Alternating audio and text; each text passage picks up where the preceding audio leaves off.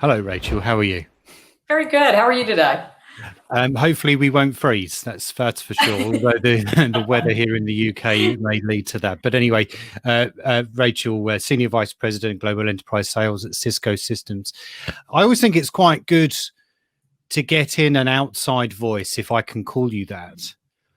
Although you have just recently joined from SAP Concur, so you're not a complete outsider, but the company that you represent is a relative outsider to the travel industry at the moment, just to kind of get a real kind of sense of almost like an umbrella view on what we're kind of experiencing from a kind of digitalization of culture and society. And then either we can extrapolate that and how it relates to the travel industry, or we can let the viewers kind of come to their own conclusions if we can. So I think Yeah. what would be useful to start us off, first of all, if we can, then Rachel, is Cisco's got hundreds of thousands of customers all around the world. Just give us your sense, 11 months into all this, what they're kind of saying to you about what they've gone through, and more importantly, if we can look forward, about the, as we say, the digitalization of what they're having to kind of think about on their kind of strategic goals. No, absolutely. And, I have been very lucky over the years to work with a lot of different organizations in this industry. And then I also feel like I'm a semi-expert because I've spent my entire life on the road, right? Whether it's in a hotel, whether it's on an airplane, and all of us are focused, I think, large perspective on customer experience. Mm-hmm. And I think that that's one of the things that individuals might not realize about what Cisco actually brings to various organizations, but even stepping beyond Cisco, without the connection of the online aspects and the offline aspects of life, we really miss out on a lot of opportunities. And I think, although it's undeniable that COVID has been a very challenging situation, I actually think that it has really helped us to accelerate digital transformation and leveraging a real omni-channel experience to get better, deeper, more meaningful relationships with all of our customers. And the fact that everyone is really, forced right now to engage in an online manner has created, I think, an amazing opportunity for all of us to take advantage of, especially in this space, because it allows us in the right way to capture information about our customers, to understand more about when they're engaging with us, to understand more about what they're searching about, to understand more about what they're thinking about. And I really think it's a two-stage approach, is that the first is, how do we better personalize experiences to our customers? And especially when we have, more, broken up touch points with our customers, or we have these situations where we can't be physically close to our customers, getting that personalization information is paramount to really understanding them better and understanding the unique offers, somewhat to the point that Doug was making earlier. What are those unique offers that we can really inspire them to take action on? And then the second point of that is contextualization. It's one thing to personalize. That's another level entirely to build that trust with your customer, to contextualize the experience. Understanding, for example, that maybe in a restaurant setting, maybe I go every Sunday to get Mexican, and I have to now do it through an app, right? And I put in exactly what I want, and most of us are somewhat predictable, right? I get the same tacos every time, everything, this is this record that's being built up of me and my preferences. And for the most part, I like that, because then when Sunday rolls around the next time, I may get a unique offer to maybe invite me to have some churros this time, right? And it's really a rudimentary personal example, but these are the ways that we can start enticing our customers by learning more about them and offering them contextualized upsells and cross-sells. No one likes uncontextualized offers, but if it makes sense to me, I'm certainly going to click more. And then the last part I'd say about that is, now that customers are trusting us with all of this information and data, security becomes more important than ever. And I think that's really an area, again, where Cisco really steps up and provides that capability for our customers. You have all these different applications you're working with now. You have your on-premise environments. You have multiple clouds that you're working with, and you're trying to gather all of that information together to give you a single picture to make better decisions. And in order to do that, you need a strong network and you need fantastic security, because once you break the trust with your customer around the information that they've given you, then it's very hard to build that back. So those are just a couple of the things I think about. Now, it's interesting, just as a kind of an aside there, we've clearly gathered that you're quite fond of Mexican food. But That's right. if we're talking about personalization, and if a travel brand, for example, is only now starting to think about personalization, all the things that they will have learned over the last 9 or 10 months about their customers are not normal at all. That's right. So how would you suggest, or what are your kind of thoughts on building it up from now based on the fact that our behaviors have not been normal? Yeah, I think it's a super fair point, is that, yeah, it's not normal right now. But I also think that it's, there's going to be, people say it all the time, and I hate to say it, but that next normal.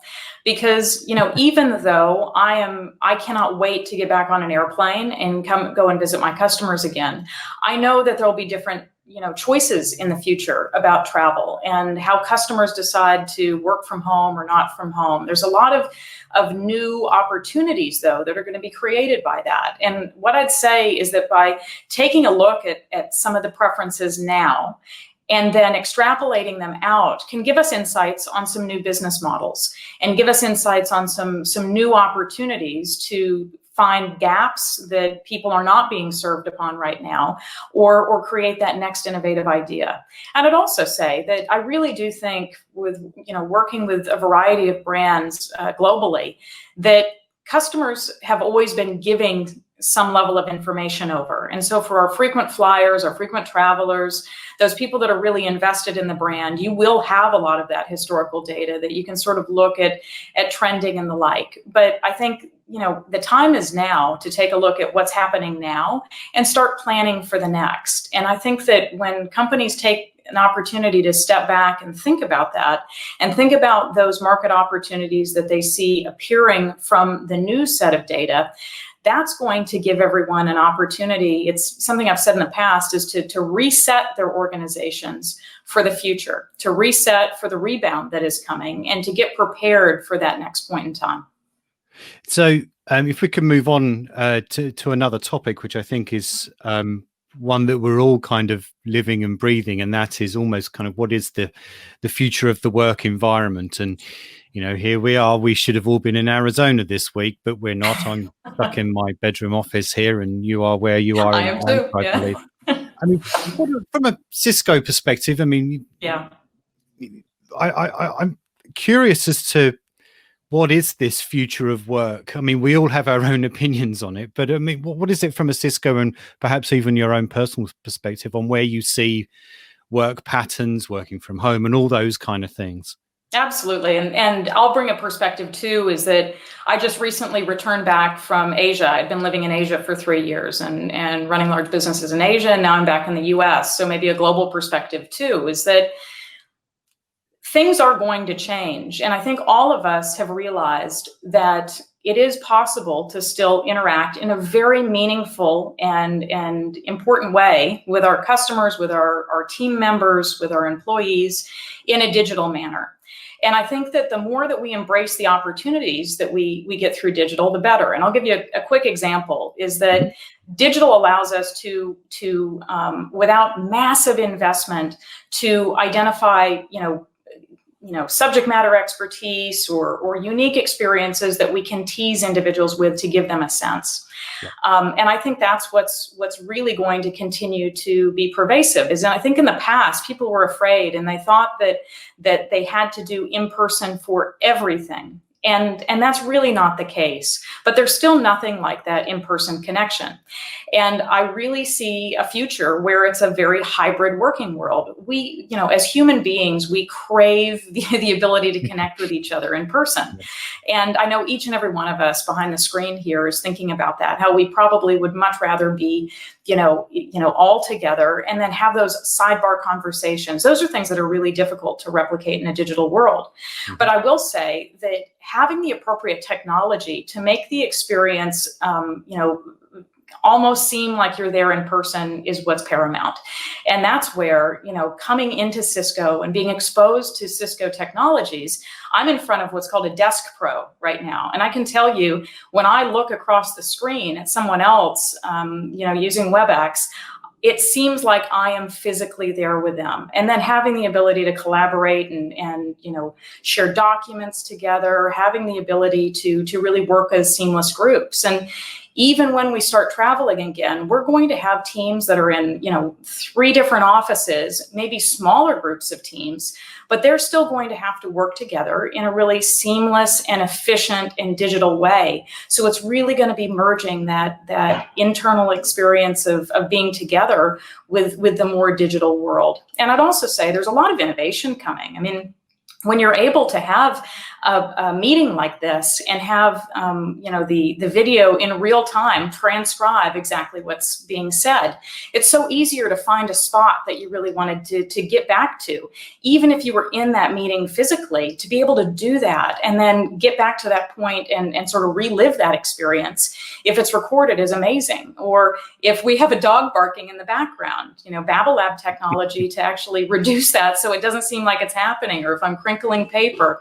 Those kind of things really create the real personal experience that I think everyone expects. And it is possible to be hybrid and merge the two together, I think. I'm quite curious, actually, Rachel. I mean, one of the things that you and I talked about last week when we were chatting about this particular session is, innovation in business models. So we're talking about innovation in technology and how to stop rustling of paper and all those kind of things when you're doing an interview and stuff like that. But, innovation in business models, and one of the ones that's kind of intrigued us quite a lot on PhocusWire is this idea of subscriptions as a travel service. Yes.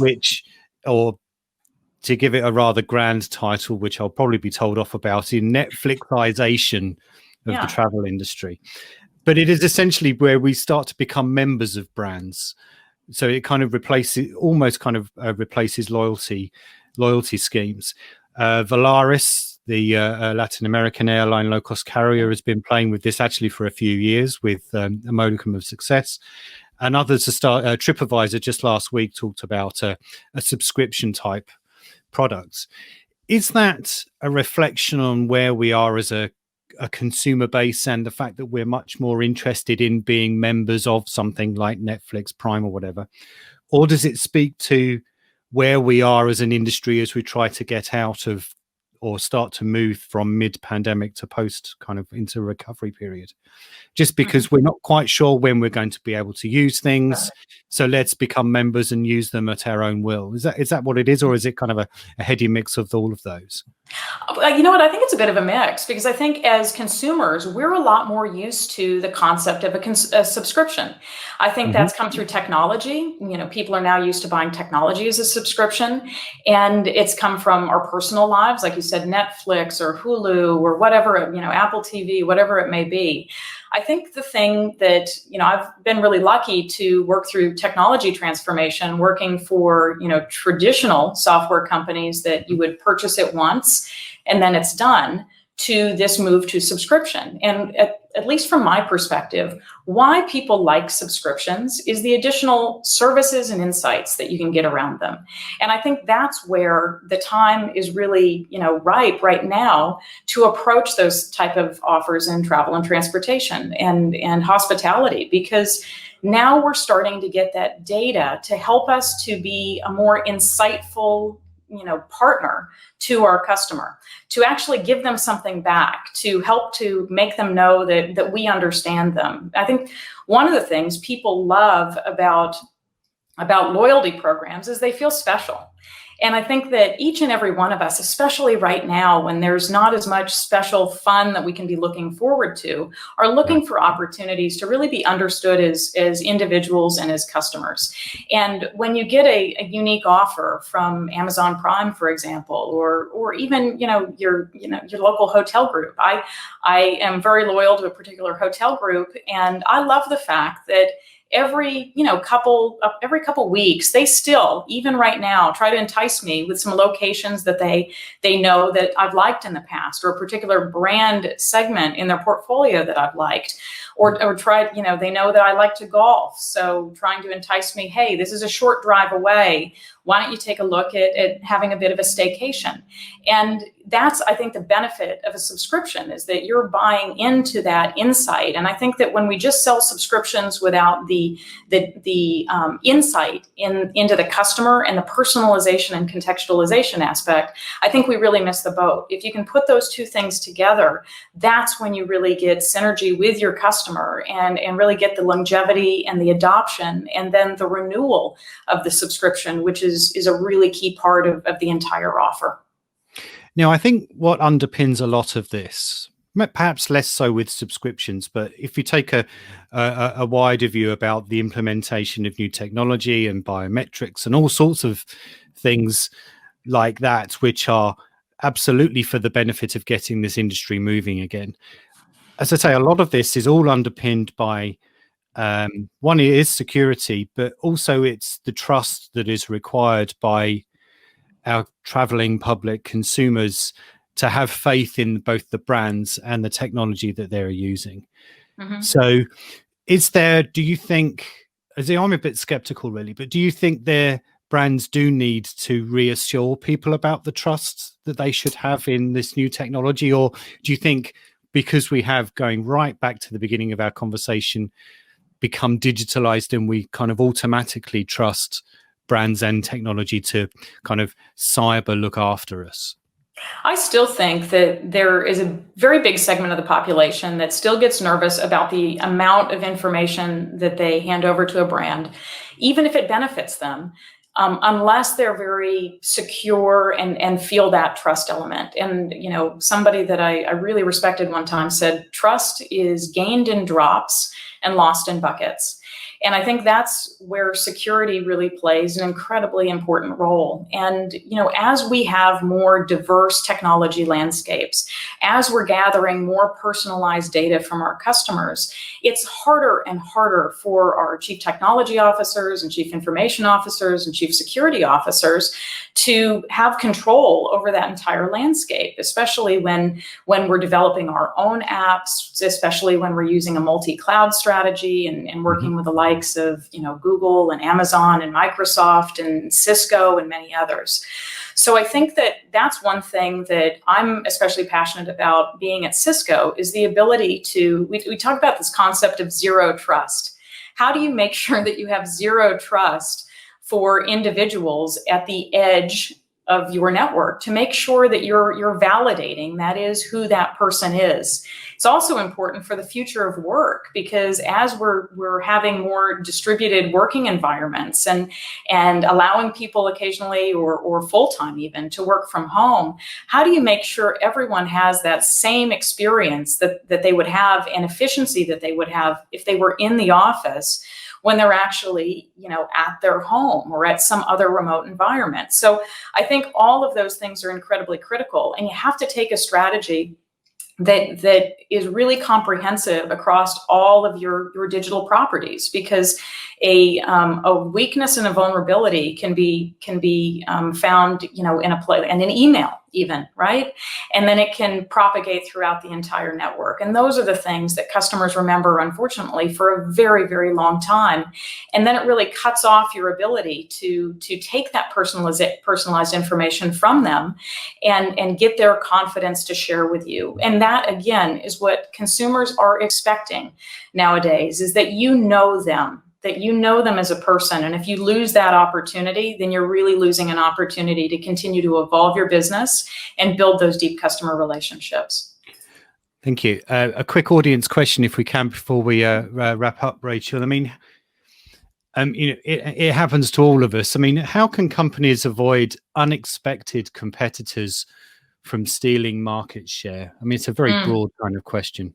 Yeah, I think, we have to always stay at the forefront and listen, I think. And I think that's, at a time like now, it could be really easy because times are very tough for certain industries, right? It could be really easy to just step back and say, we're just going to wait this out and we're going to watch and see what's going to happen.